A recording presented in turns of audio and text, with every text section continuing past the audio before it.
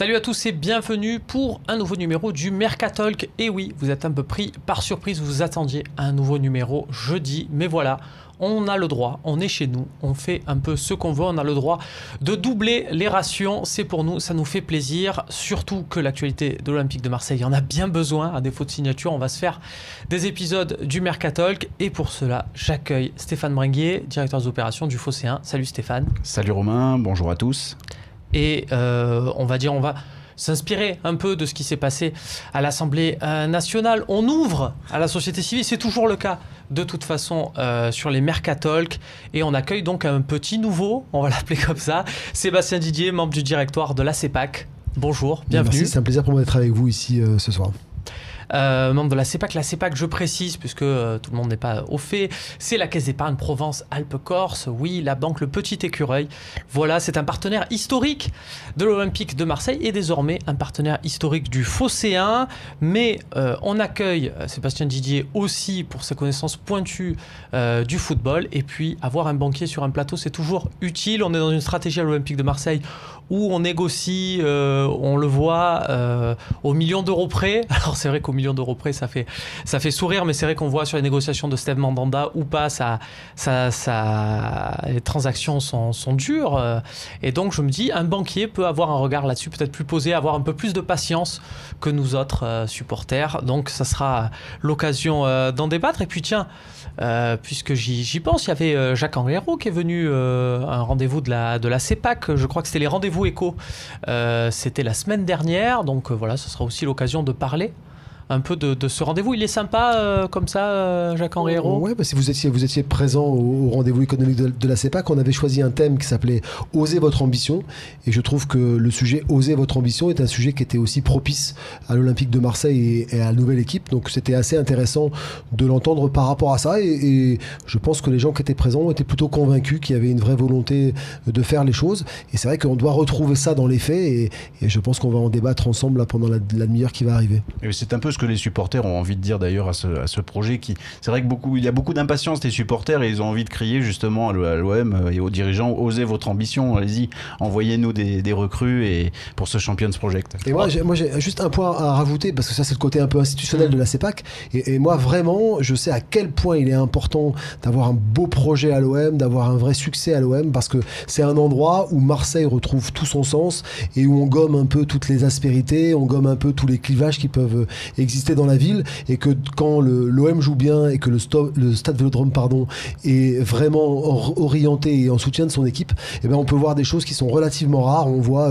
une communion entre 60 000 personnes qui portent leur équipe et pour moi c'est le seul endroit en France où on a capacité à avoir quelque chose d'aussi remarquable ici à Marseille. C'est d'ailleurs, excuse-moi, une anecdote que Jacques-Henri Hérault a donnée au rendez-vous éco où il disait qu'il y avait un médecin qui lui avait dit que le lundi matin aux urgences, quand l'OM gagne, il y a moins de patients qui se présentent aux portes des urgences.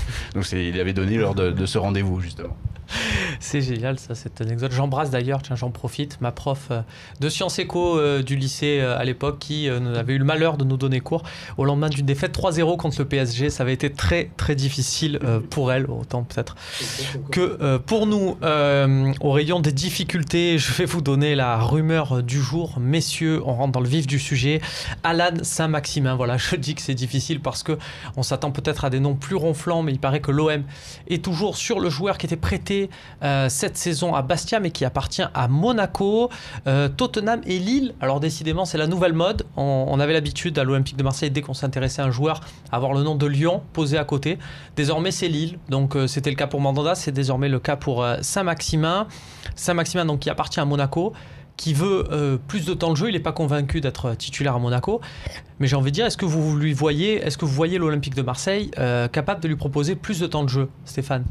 Non, je ne vois pas l'Olympique de Marseille capable de lui proposer plus de temps de jeu. Je ne vois même pas Saint-Maximin véritablement contacté par l'Olympique de Marseille. Je peux me tromper, mais c'est un joueur qui effectivement par épisode cette saison a pu séduire certains observateurs, mais par épisode seulement. Et je pense que, alors peut-être dans une doublure au poste d'attaquant, mais ça répond pas à son attente, c'est-à-dire du temps de jeu. Et en termes de symbole, je trouve qu'on serait sur une dynamique et une démarche qui ressemble beaucoup à ce qu'on a connu à l'OM ces 10 dernières années. Et il ne faudrait pas qu'on passe beaucoup de temps à s'attarder sur Saint-Maximin, même si c'est un bon joueur de foot. Mais aujourd'hui, dans la structuration qu'on peut avoir à l'OM, je ne pense pas du tout qu'il y a un intérêt à évoquer ce sujet et à trouver un atterrissage. Pour vous, Saint-Maximin, c'est ancien projet, quoi. Pour moi, c'est ancien projet. Hein. Alors, je précise quand même, l'Olympique de Marseille, c'est quand même la capacité de trouver des joueurs. On se rappelle que Drogba, on est allé le chercher à Guingamp et c'est sous le maillot de l'OM qu'il avait explosé. Il y avait un tweet très bon d'un supporter de l'OM qui résumait un peu tout ça en disant « Moi, j'attends qu'on aille chercher, par exemple, Seri quand il est à Guimarães et pas quand il explose à Nice. En termes de nom clinquant, vous attendez quand même ça aussi. Vous accordez une place, Sébastien, à la découverte, on va dire, à une petite trouvaille de Zubizarreta, par exemple. Ouais, moi je trouve que c'est bien aussi de se dire d'apporter de la nouveauté, de la fraîcheur, mais tout en respectant aussi l'ossature qu'on a eu un peu de mal à construire. Et on a quelques cadres emblématiques qui ont fait leurs preuves, qui se sont engagés et qui sont sous contrat, parce que la vraie difficulté qu'on a aujourd'hui aussi à l'OM, c'est qu'il y a pas mal de joueurs qu'on aurait peut-être voulu garder, mais qui ne sont qu'en prêt et qui ont des niveaux de prétention salariale qui sont peut-être pas en adéquation avec ce qu'on est capable de faire. Donc à chaque fois qu'on peut essayer de trouver de la fraîcheur, why not? Mais par contre, pas sur des postes qui sont des postes où aujourd'hui on a des titulaires sous contrat qui ont fait leurs preuves, qui sont engagés, qui montent tous les jours, qui mouillent pour le maillot de l'OM et qu'il faut aussi, je pense, préserver. Donc si le sujet de ce joueur que je connais pas trop est du temps de jeu, je pense qu'il en aura pas à l'OM, donc c'est pas la bonne réponse pour lui. Payet et Thauvin apprécieront. En attaque, il y en a un qui est quasiment sur le point d'arriver à la commanderie, qui sera sûrement là pour la reprise fin juin. C'est Valère Germain. Est-ce que, Stéphane, c'est une signature qui te ravit ? Qui me contente, oui. Valère Germain, si on nous avait dit ça il y a un an, on aurait signé des deux mains. Et effectivement, c'est un joueur qui peut tout à fait rentrer dans cet esprit du Champions Project. Maintenant, je comprends aussi que les supporters, et moi aussi, nous attendons ce qui nous a été un petit peu promis en amont, c'est-à-dire on nous a quand même promis un attaquant de classe mondiale.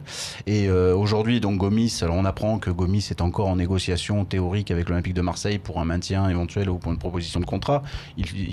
Tout le monde pense qu'il va quand même signer finalement à Galatasaray, que c'est quasi fait. Donc, mais on attend. Donc Germain, c'est bien, c'est très très bien en complément.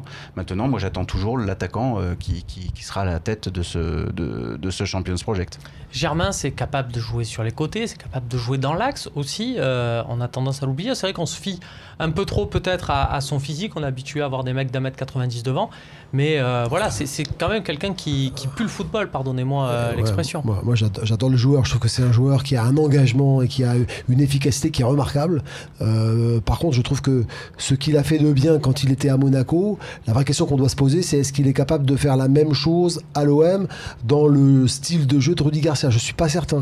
On a un élément de réponse dans le sens où il a été prêté une saison à Nice et il a été très très performant aussi dans un schéma de jeu différent avec des coéquipiers totalement différents. Ouais, mais là, il sera dans le système de jeu à l'OM, l'avant-centre, il est seul en pointe, quoi. Et lui, il a toujours fait ses preuves en tournant autour de quelqu'un d'autre, donc il est plutôt plus enclin de jouer à deux avant-centres.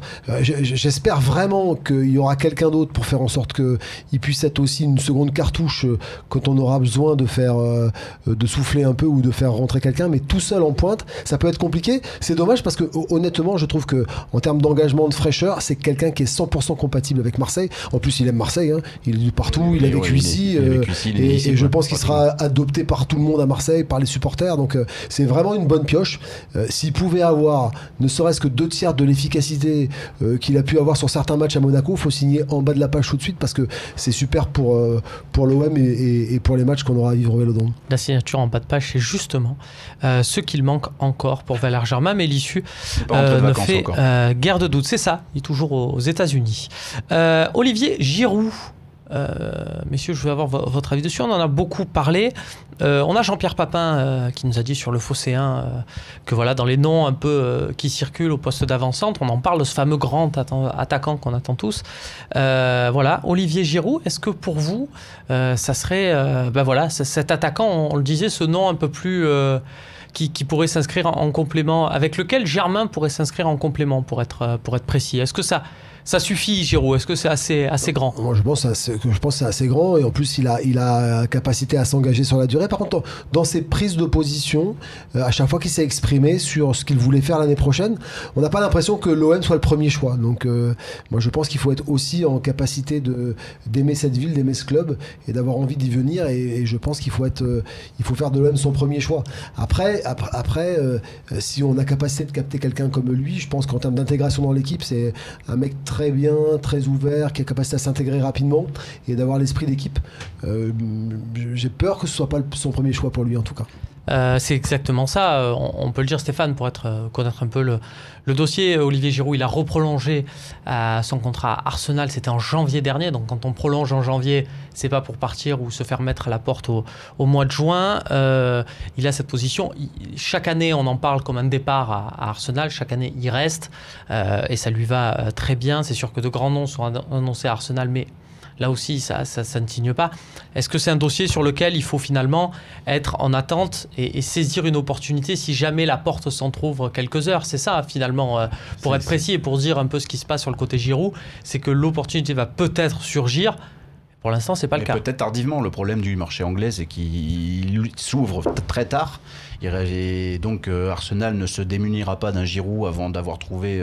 Ils ont d'autres dossiers avec Alexis Sanchez, avec Mesut Ozil, qui ont plus qu'un an de contrat. Exactement. Mais par contre, pour l'OM, Giroud, c'est selon moi, et ça n'engage que moi, pratiquement ce que l'on peut espérer de mieux à date. C'est-à-dire, n'oublions pas que nous ne jouons qu'une Europa League. Nous sommes un club qui reste attractif par son histoire, mais pas forcément par son actualité, même si le projet aujourd'hui est très séduisant.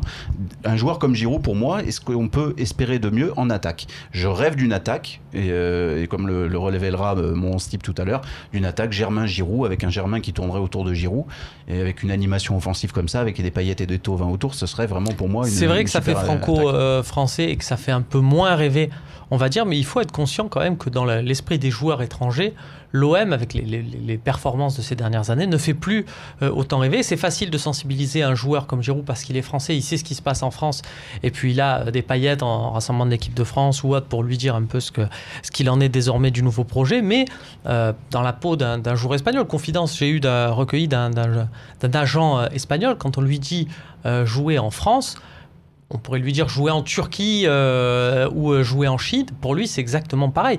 On sort, si on va jouer en France, on sort totalement de l'aspect du challenge sportif et on rentre purement et simplement dans du financier. C'est très compliqué d'arriver à convaincre ces joueurs-là. Ça sera peut-être d'ailleurs compliqué de convaincre un autre dossier. Alors tu disais, Giroud, pour toi, c'était la piste la plus séduisante. Excuse-moi, je t'interromps une seconde juste pour vous poser une question. C'est vrai qu'on parle justement de cette irradiation d'image par rapport au projet. Est-ce que vous, en tant que partenaire de l'Olympique de Marseille, vous ressentez un petit peu justement, vous avez accompagné l'OM depuis, je crois que c'est depuis les années 2000, donc ça fait quand même un bail. Aujourd'hui, vous avez suivi donc cette évolution. Est-ce qu'aujourd'hui, vous ressentez vraiment l'irradiation de ce projet et de la positivité autour du club? Moi, j'ai une double casquette parce que je suis CEPAC et je suis aussi Arema, donc on est aussi actionnaire du Stade Vélodrome, donc on voit les deux côtés du terrain de jeu. C'est vrai qu'il y a un sujet, c'est qu'aujourd'hui, en tant que partenaire, on existe. C'est-à-dire qu'on a longtemps été pas du tout identifié dans le scope des gens qui pouvaient avoir une influence ou pas par rapport à l'OM. Donc tu pouvais être partenaire et finalement donner ta dîme en début d'année et après peu importe ce qui adviendra. J'ai l'impression que le projet qui se construit aujourd'hui est un projet collaboratif. C'est un projet qui intègre les supporters, qui intègre les partenaires, qui intègre la ville de Marseille. Donc dans ce sens-là, c'est un projet qui est plus simple à comprendre parce qu'on est partie prenante et on fait partie de cette ambition-là. Après, moi, je vais vous dire franchement, nous, on est une caisse d'épargne régionale, c'est-à-dire qu'on n'a pas d'autre choix que d'avoir un tissu économique qui aille bien dans notre région, des projets qui aillent bien dans la région, et l'impact positif de l'OM sur Marseille est évident.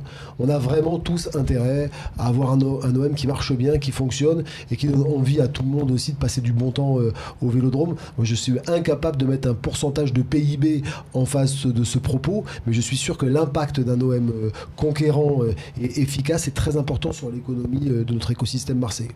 Alors tiens, Stevan Jovetic, un autre nom en attaque qui fait saliver, est-ce que ça ferait un peu frémir parce que ça a quand même tous les attributs du joueur qui fait fantasmer le supporter marseillais. Il est monténégrin, il a... Oui, dit comme ça, c'est vrai que ça paraît un peu étrange.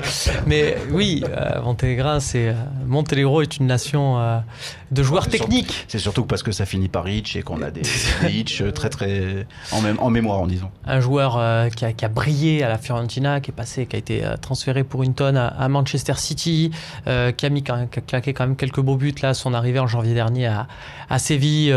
Est-ce que Jovetic, attaquant, mais pas vraiment attaquant, est-ce que ça fait l'affaire ou pas devant? Je sais pas où le mettre. C'est moi ma question, c'est que lui, il n'est pas là pour avoir du temps de jeu. Il vient pour jouer. Et je sais pas où le positionner. Et moi, aujourd'hui, ma question, c'est surtout ne pas déstabiliser ceux qui ont montré l'attachement qu'ils avaient à ce club et ceux qui ont décidé de rester ici. Moi, je veux pas du tout mettre en difficulté un Payet qui a voulu revenir, qui a souffert pour revenir, qui est revenu, un Thauvin qui est ici, qui a explosé. C'est un truc de fou. C'est avec un engagement, un amour du maillot et une volonté de rester que je trouve remarquable. Je pense que Thauvin il revient des abîmes en plus. Ouais, il revient des abîmes. Et Thauvin, il se rend compte. Je pense qu'il a cette lucidité intellectuelle de se dire je suis sorti des abîmes parce que ce club est fait pour moi. J'ai un public qui me soutient, j'ai des gens, je me sens en confiance, je me sens bien et j'ai envie de rester ici. Et il faut vraiment être certain d'aller chercher des joueurs qui peuvent être complémentaires par rapport à ça, parce qu'en termes d'efficacité, ces deux-là, sur la durée, ils peuvent vraiment apporter beaucoup, et donc je suis pas certain que ce soit facilement intégrable. Voilà. Lui, ça serait là pour jouer dans l'axe. Il a été formé meneur de jeu, c'est comme ça qu'il avait explosé à la Fio il y a 5-6 ans, et puis les besoins, notamment à Manchester City, qui jouait à l'époque à deux pointes, l'a fait passer attaquant. Stéphane, j'ai envie de te dire, est-ce que Jovetic, ça va pas être le nouveau Charles Aranguiz, tu sais, ce joueur dont on parle tout l'été et qui ne signe jamais finalement à l'Olympique de Marseille? C'est une possibilité. Après, comme le disait fort justement Sébastien, c'est que moi j'ai l'impression que c'est un concurrent à Germain. C'est-à-dire qu'en fait c'est un peu le même poste. C'est-à-dire pas vraiment attaquant, pas vraiment milieu offensif. Voilà, c'est ça. Donc en fait, au bout du compte, c'est vrai que si d'un coup tu signes Germain et Jovetic, ça n'a pas forcément de compréhension. Alors, attention, je vous rappelle quand même un exemple, un contre-exemple, il en faut toujours. Gonzalo Higuaín, quand il arrive au Real Madrid, il n'est pas vraiment 9, pas vraiment 10, on ne sait pas où le faire jouer, ni sur les côtés, quoi. Puis un jour, on le fixe attaquant, et puis on voit derrière ce que c'est devenu, un attaquant à 90 millions. En Ligue 1, c'est vrai que les défenses peut-être de Ligue que 1, le fixer attaquant, est-ce que c'est l'envie de Rudy Garcia? On en saura plus dans les prochains jours, si c'est vraiment un choix de l'entraîneur marseillais.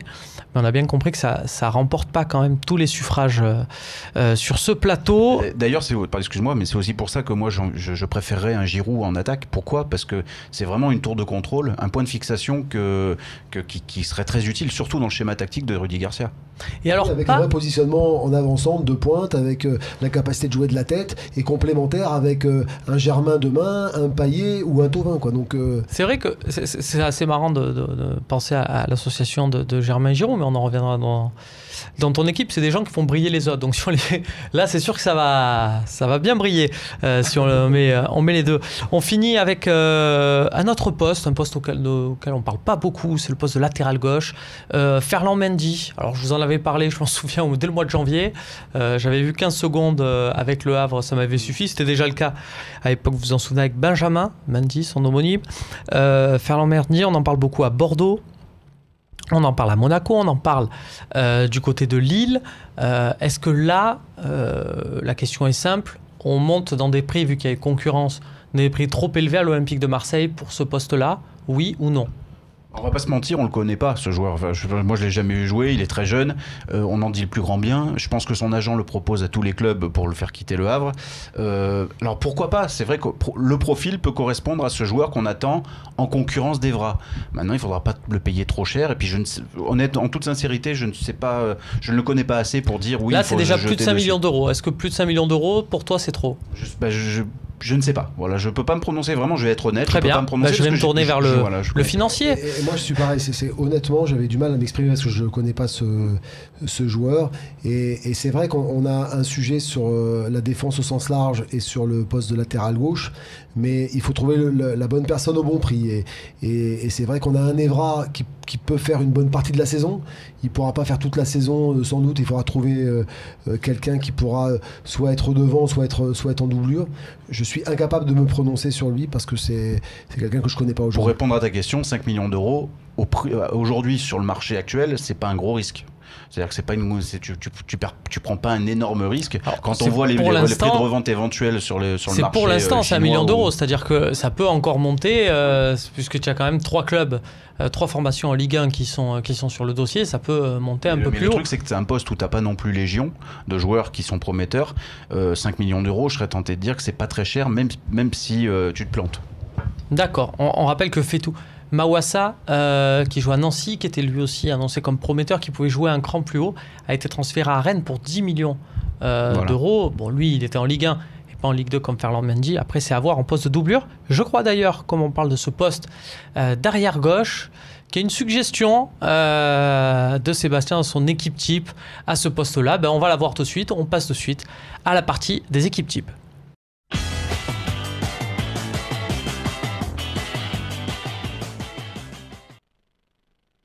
Là, sans doute la plus grande rubrique du mercato, de l'histoire des mercatos télévisés.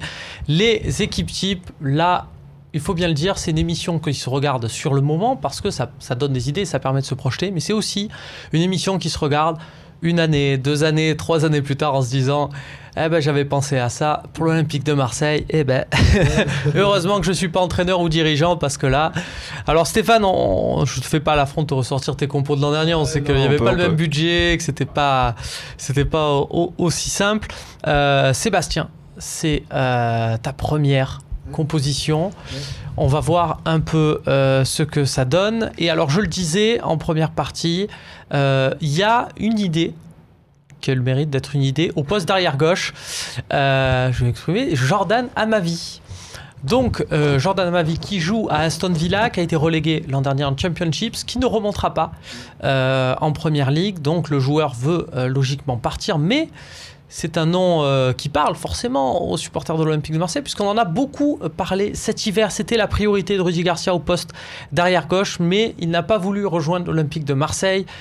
Alors, est-ce qu'il rentre dans une jurisprudence Benjamin Stambouli, à savoir un joueur qui a refusé l'OM, on n'en parle plus, ou on lui donne une seconde chance? Visiblement, c'est la deuxième option. Alors, honnêtement, et je vais être très sincère avec vous, je suis très influencé par mon fils, qui est un très gros supporter de l'OM. On le salue. Et lui me dit, mais vraiment, c'est un super joueur, il faut le sortir d'Angleterre parce qu'il est relégué, etc. Et qu'il a vraiment sa chance sur un poste à l'OM. On a un sujet, c'est vrai qu'on a vu l'année dernière, on a sur la défense besoin de se densifier un peu et de trouver de la capacité à sortir par le haut. Et moi, je pense qu'Amavi est capable de faire ça. Par contre, je rejoins le propos que vous avez tout à l'heure. C'est vrai qu'il faut trouver le juste prix. Je ne sais pas à quel prix ça peut sortir, mais on n'a pas les capacités, tant en prix de rachat de contrat ou en salaire, de faire venir des salaires à 400 000 euros sur des postes derrière. Je ne pense pas qu'on soit quand même à ce niveau-là, mais il y a vraiment, à mon sens, besoin de trouver un équivalent de Sakai, que je trouve a vraiment réussi son intégration à Marseille sur le poste de latéral gauche. Et malheureusement, je pense qu'Evra n'arrivera pas à faire une saison complète et qu'on a besoin d'avoir une relève plutôt jeune. Et c'est pour ça que je ressortais ce dossier à ma vie. C'est pas dénué de sens, parce que si Amavi accepte de venir à l'OM dans un premier temps comme doublure d'Evra avec des conditions fixées par l'Olympique de Marseille, à ce moment-là, on va dire l'affront de son refus cet hiver est en partie lavé. On peut le voir comme ça. D'ailleurs, on parlait de maintien sur l'équipe, ça se traduit sur ce 11 type. On voit que c'est l'ossature de la saison dernière et on sait que c'est pas une mauvaise chose évidemment de garder la même équipe. Donc maintien de William Vainqueur, Lopez Sanson en relayeur. On change bien évidemment la défense, hein, ça je pense que tout le monde y passe. Kurt Zouma, Laurent Koscielny, plutôt costaud. Koscielny, c'est 35 millions d'euros. Hein. Alors le sujet, c'est est-ce qu'on a capacité à ce poste-là de se payer un Koscielny? Je trouve que le symbole, même si c'est un défenseur, c'est un symbole fort. C'est le symbole d'avoir conscience aussi qu'on veut reconstruire en partant de la défense. Et on a vraiment besoin d'avoir une défense beaucoup plus forte, parce qu'avec une défense d'un cran au-dessus de ce qu'on avait l'année dernière, on aurait fini 3e du championnat et on aurait été à un niveau très différent. Donc moi, je pense qu'il faut vraiment investir et avoir des symboles relativement forts. Est-ce qu'on peut se payer Koscielny pour 35 millions d'euros? je pense que ça les vaut.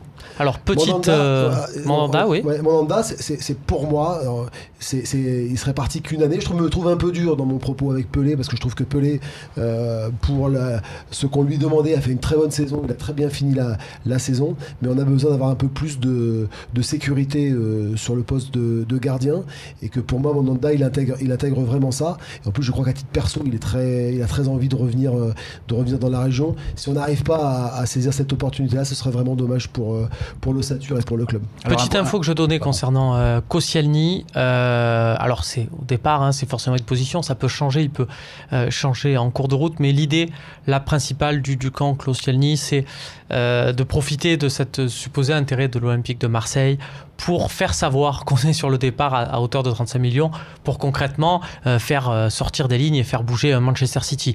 Attention, ceci dit, et c'est pour ça qu'il y a toujours de l'espoir pour l'Olympique de Marseille, c'était au tout départ la position de Dimitri Payet avec l'Olympique de Marseille cet hiver. C'est-à-dire qu'il voulait se servir de l'intérêt de l'Olympique de Marseille pour taper dans l'œil des grosses écuries anglaises qui se disent tiens, il est sur le départ.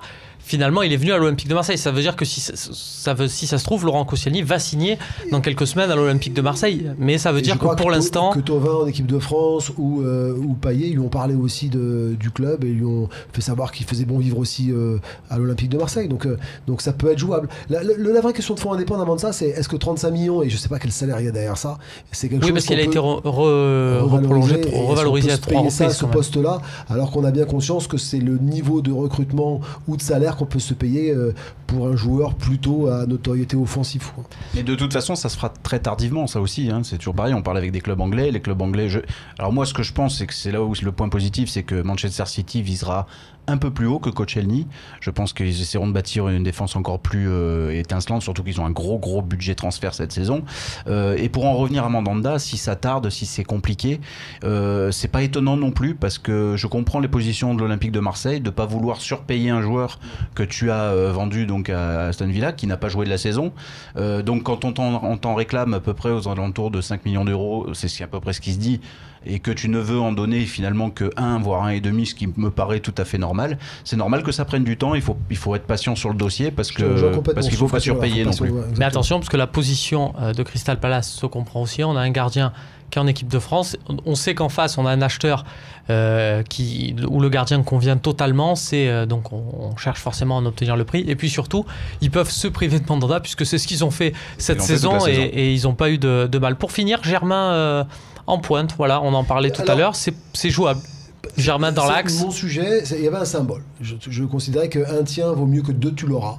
Et quand on m'a demandé mon équipe type, je me suis dit, moi celui-là il est quasiment signé, il est vraiment là, et il y avait ce symbole-là. Par contre, je voulais juste insister sur la stabilité qu'il y avait sur l'ossature entre les milieux et les latéraux à l'avant. C'est vraiment pour moi une équipe qui a fait ses preuves l'année dernière, et il faut faire jouer un Lopez. Il faut vraiment garder la dynamique d'un Thauvin que je trouve remarquable. Et moi en tant que partenaire, l'image que véhicule ce garçon est quelque chose qui est super pour l'Olympique de Marseille. Je dirais quasiment la même chose de Payet, et j'espère qu'on trouvera une solution pour vainqueur, parce que même si c'est beaucoup moins flamboyant, quand tu vas au match et que tu regardes ce qu'il fait au match, c'est vraiment un super joueur, et ce serait dommage de ne pas pouvoir le garder à l'eau. Et on parle beaucoup de Bacca en ce moment dans les rumeurs vous avez une position là-dessus, Sébastien? Bacca, c'est un peu... Bacca, c'est colombien. Absolument. Sauf nationalité de la dame de M. Macour. C'est ce que j'allais dire. Je crois savoir aussi que Mme Macour est colombienne, donc le symbole est plutôt assez intéressant. C'est sûr que c'est un joueur qui est flamboyant, quoi. Ça peut être quelque chose qui serait relativement intéressant.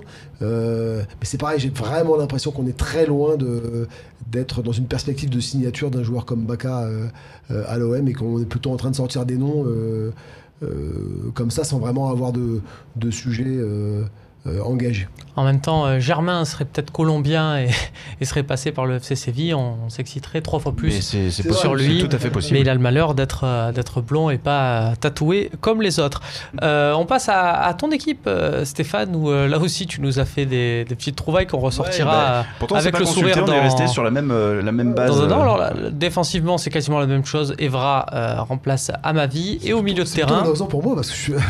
Alors, qu'est-ce que c'est que ça, Sidor Chouk? Alors Alors Sidorchuk, en fait, on fait encore des nuits devant Football Manager, j'ai l'impression. C'est un ami qui habite à Saint-Pétersbourg qui m'en a parlé. Il m'a dit regarde ce Sidorchuk parce que c'est un monstre. Mais en fait, je l'ai choisi. Et donc tu as regardé son orthographe ou tu l'as vraiment regardé jouer? Comment? Tu as regardé l'orthographe de son nom? Je l'ai vu jouer sur un match de l'Ukraine justement, et j'en avais un souvenir avec Gamache qui est un peu son pendant. Qui joue au Dynamo Kiev. Voilà. Donc c'est plus un symbole en fait. C'est un symbole, ça veut dire que c'est un joueur qui vaut aux alentours de 5 millions d'euros, qui joue dans un championnat qu'on peut appeler exotique pour nous en tous les cas, même s'il fait un peu ça caille. Mais Sidorchuk, il fait 1m88 et c'est vraiment un ratisseur et un peu un boucher, il faut le dire, un peu un boucher au milieu de terrain. Et c'est ce dont on manque un peu à l'Olympique de Marseille aussi, des mecs de devoir, des mecs qui vont aller au contact, qui vont faire du ménage, et surtout dans un milieu de terrain à deux, parce que c'est un peu la particularité. T'as vraiment une ambition de jeu fort pour l'année prochaine. Voilà, mais justement, le problème c'est que pour faire briller cette attaque... Elle est là, oser ton ambition. Voilà, j'ose mon ambition. Des gens. Très bien. Voilà. Exactement. Mon ambition, elle est là, c'est justement qu'il va falloir... Parce que je limite le milieu de terrain à 2 joueurs, Sidorchuk et Sanson, il va falloir que des joueurs de devoir pour faire briller cette attaque à 4 hommes, donc Thauvin, Payet, et surtout Germain qui tourne autour de Giroud. Et ça, moi, ça me séduirait beaucoup, en tous les cas au Stade Vélodrome la saison prochaine. Ouais. Alors ce que je dirais, Germain, c'est souvent illustré, faire briller ses partenaires d'attaque, que ce soit Falcao, Ben Arfa, Pléa, et bien sûr Kylian Mbappé. Giroud, c'est un peu la même chose, on le voit notamment en équipe de France. À l'Euro, c'était le cas avec Antoine Griezmann. Là, les deux, ils vont se faire briller l'un l'autre ou ils vont chercher qui faire briller. Je pense qu'ils brilleraient l'un et l'autre et qu'ils feraient briller également Payet et Thauvin parce que ça crée des brèches, tout ça. Ça crée du coup une équipe. C'est vrai que là où ça devient séduisant, c'est que tu n'as pas une star, mais tu as vraiment 4 têtes d'affiche. Et des joueurs capables de permuter, d'offrir vraiment de l'animation offensive. Enfin, en tous les cas, moi, ça fait un peu au Ocean Eleven, quoi. Exactement.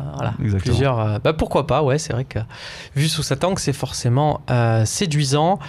Messieurs, vous avez été sages, vous avez bien bossé pour les équipes types. Vous avez droit donc au retour d'une rubrique qui est au moins aussi célèbre que les équipes types, c'est le pourquoi pas nous.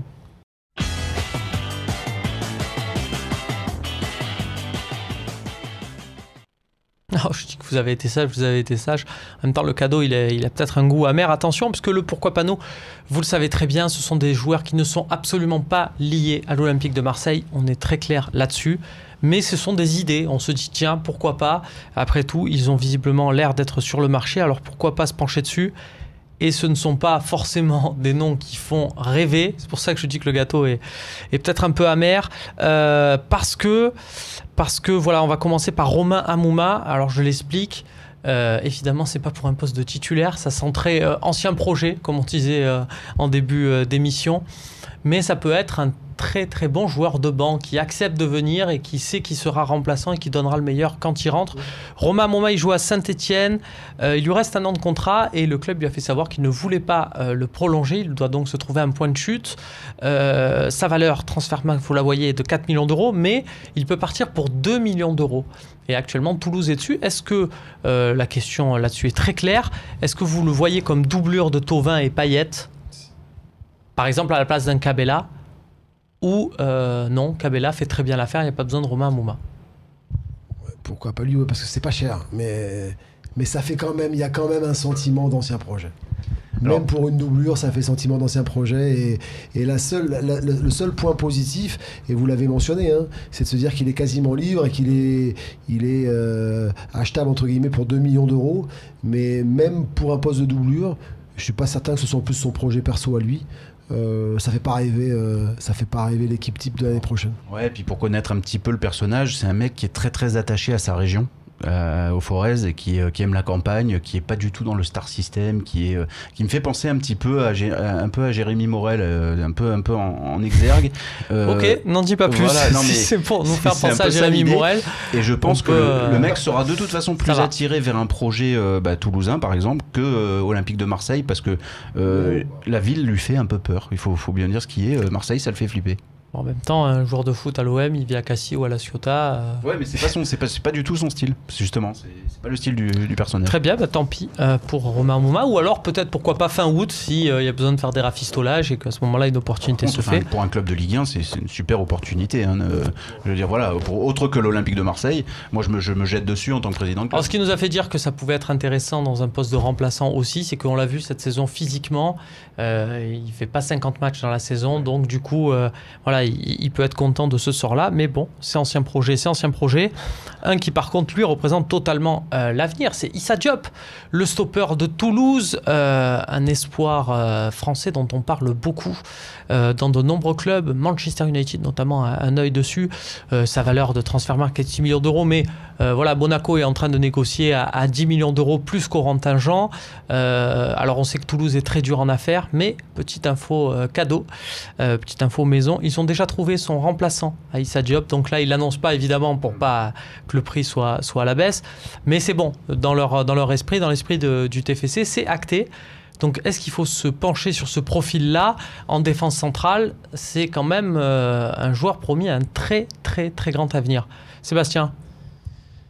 Par rapport à toutes les questions qu'on a pu se poser sur la défense centrale, c'est vrai que c'est plus abordable et que ça pose pas les difficultés financières qu'on a pu avoir sur le cas de Koscielny.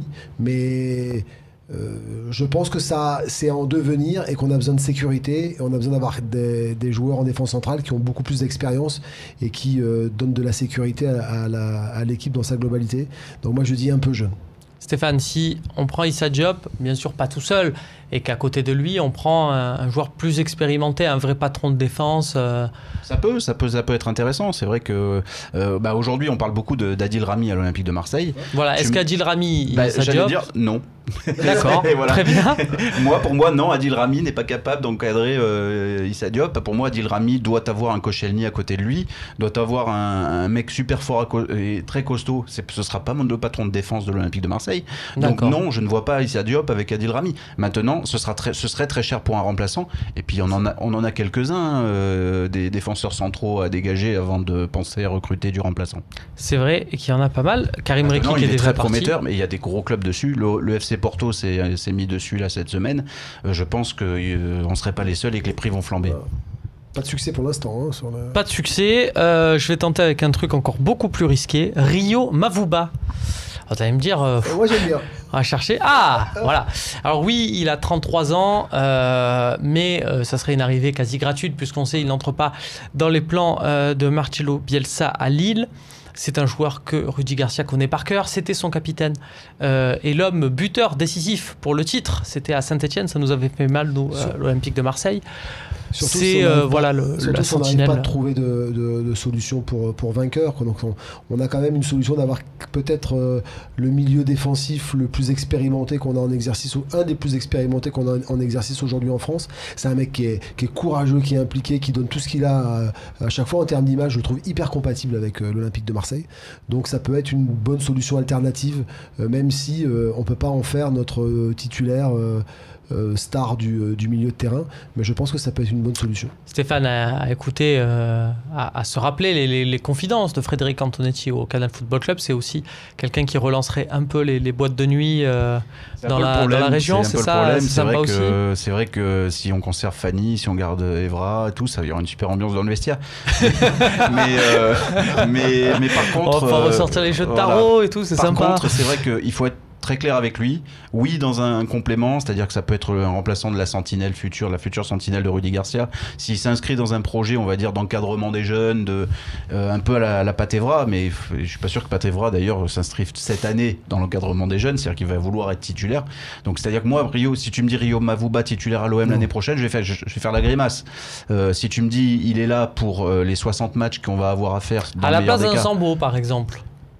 Ouais, mais là, actuellement, je serais en train de dire que je suis presque content de garder Zambo en ce moment, tu vois. Je veux dire, c'est un peu compliqué. Alors, si on peut m'isoler cette séquence en régie, je pense que je vais pouvoir la ressortir de temps en temps. Mais d'accord, Sébastien, est-ce que entre Zambo et Mavuba, puisque c'est grosso modo le même rôle? Ouais, je pense que dans ce cas-là, ça sert à rien de se créer de la difficulté. Si on a Zambo, on peut rester avec Zambo. Parce qu'il est là. Parce qu'il est là, ouais.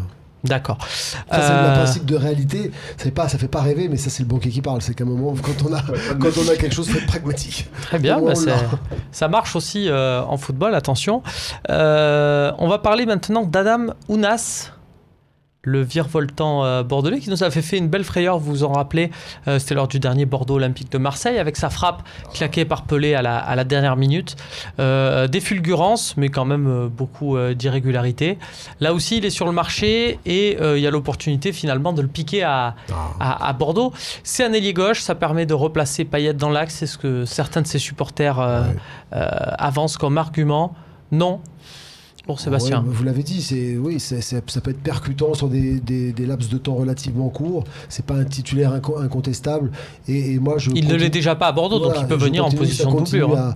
À perturber une équipe que je considère être plutôt bien orientée. C'est certain que si on repositionne Payet dans l'axe, mais qu'on a aussi Germain et qu'on a aussi Giroud, on ne sait plus quoi faire. Donc, par rapport à tout ce qu'on a raconté, si on arrive à faire ce qu'on a dit par ailleurs, je ne vois pas du tout ce que Adam Ounas peut venir faire. Remplacer Bounassar. Moi, c'est ce qui, c'est en fait un peu l'esprit.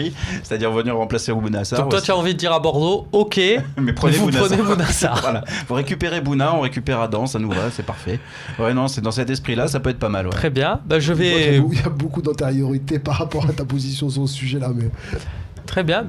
Pour le fun, je vais envoyer un texto à Jocelyn Gourvenec en lui proposant l'idée. Comme ça, pour voir, on verra bien. On verra bien. Sur un malentendu. Sur un malentendu. Le dernier, ce serait un sacré joli malentendu, et encore que. Iñaki Williams. Alors, je vous en parle, c'est la pépite, une des pépites de la Rojita, la sélection espoir espagnole. On l'a vu avec l'Athletic Bilbao. Alors, il joue ailier droit, il peut jouer également dans l'axe. C'est pour ça que je vous en parle, puisque le poste d'ailier droit est verrouillé avec Florian Thauvin. On l'espère en tout cas. Iñaki Williams, ça pourrait à ce moment-là jouer dans l'axe. C'est jeune, ça crée des brèches et ça peut exploser. C'est encore le profil qu'on recherche un peu de joueur qui est déjà au statut de belle promesse, mais qui peut vraiment exploser avec le maillot de l'Olympique de Marseille. Il joue à Bilbao, un club que Zubizarreta connaît très très bien, mais c'est très cher. Stéphane, est-ce que tu prends le risque en pointe par rapport à toutes ces pistes dont on a déjà parlé, de Bakay, Jovetic et autres? C'est toujours pareil, c'est très difficile de dire non, c'est trop cher, on n'en veut pas, parce que moi j'entends déjà les supporters derrière nous dire mais les gars, qu'est-ce que vous me dites là, Iñaki Williams, vous dites non, nous tous les bons joueurs qui peuvent venir à l'Olympique de Marseille, prenons-les, entassons-les, et ce sont les meilleurs qui joueront. Et c'est pas faux, c'est-à-dire que pourquoi ne pas créer de concurrence à Payet, pourquoi ne pas créer de concurrence à Thauvin? Dans l'absolu, c'est vrai qu'il va falloir qu'un jour il y ait de la concurrence à ce niveau-là aussi. Mais c'est pas la priorité du club. Donc mettre 25 millions sur un mec qui va venir... 25 millions, voire un peu plus. Voire un peu plus. Donc ça me paraît compliqué et c'est mettre en difficulté et c'est pas forcément mettre les œufs dans le bon panier en tous les cas. Ouais. Moi, je te rejoins complètement. C'est vrai qu'on met 25 millions sur quelqu'un qui est d'abord et avant tout ailier droit, même s'il peut jouer au centre. C'est pas la priorité. C'est des profils qu'on a connus aussi à l'OM, mais c'est pas si simple que ça à réussir une oui, des joueurs qui sont portés sur l'élimination en 1 contre 1. On l'a bien vu avec Thauvin, ça met quand même quelques années avant d'être en pleine confiance. Réussir à avoir la confiance, de se sentir bien dans l'équipe. Il y aura une pression très, très rapide à l'OM pour lui. Et malheureusement, je trouve que c'est cher. À 25 millions d'euros. Même si on a une ambition qui est très forte, on voit qu'on là pour le coup le pari est très fort, risqué. Ouais, le pari est risqué. Alors bon, c'est vrai que pour la petite histoire, je crois que c'est le premier joueur de couleur à marquer pour l'Athletic Bilbao. On connaît le club l'Athletic Bilbao qui veut que des joueurs d'origine basque, etc. Et c'est le premier joueur de couleur qui a réussi cet exploit. C'est juste pour l'anecdote. Mais en tous les cas, oui. Pari risqué et très cher. Et vraiment, si à droite on garde un Thauvin qui est du niveau de ce qu'il a fait l'année dernière, si on arrive à avoir quelque chose du type Germain, parce que c'est quasiment fait, Giroud ou un avant-centre qui ressemble à Giroud en termes de tour de contrôle, je trouve que c'est beaucoup plus séduisant que de continuer à rajouter des profils de joueurs qui percutent comme ça. Parce que finalement, il nous manquera toujours une tour de contrôle que jouait le rôle que jouait un peu comment il s'appelle Bafé Gomis, même s'il n'était pas si grand que ça, mais avec son poids et sa capacité à garder la balle, il était quand même ancré au milieu de la défense et il jouait ce rôle-là. C'est une des petites choses que je lui reprochais justement, c'est cette incapacité à garder le ballon dos au but justement. C'est que bon nombre de fois, moi je regrettais qu'il ne sache pas justement conserver le ballon, faire monter, attendre que l'équipe remonte. Des approximations techniques qui sont fatales. Mais souvenez-vous, on reprochait aussi ça beaucoup à André Pierre Gignac, et une fois qu'il est parti, On le pleurait. On le pleurait, évidemment, c'est toujours le lot des attaquants à l'Olympique de Marseille. En tout cas, vous voyez, messieurs, que cette rubrique a un intérêt propre, c'est qu'on sait ce qu'on veut pas, et donc du coup, c'est derrière plus facile de savoir ce qu'on veut vraiment. Merci d'avoir participé à cette émission. On n'exclut pas de se faire comme ça des petits extras de Mercatalk. Merci. Merci beaucoup. Sébastien, c'est surtout Sébastien Didier, j'ai l'impression, pourquoi pas, une belle recrue pour les futurs talk shows, parce qu'il y a un bon rythme. On a passé la Talk Academy, on a vu qu'il y avait un débit intéressant et ça peut être très intéressant dans les débats. Je vois déjà, je me projette à voir ça contre un René Malville en face, ça peut être pas mal. Stéphane, on se retrouve bientôt, directeur d'opération du Phocéen, forcément avec toutes ces... Merci Sébastien de votre visite. Merci beaucoup, c'est un plaisir. À bientôt. Salut.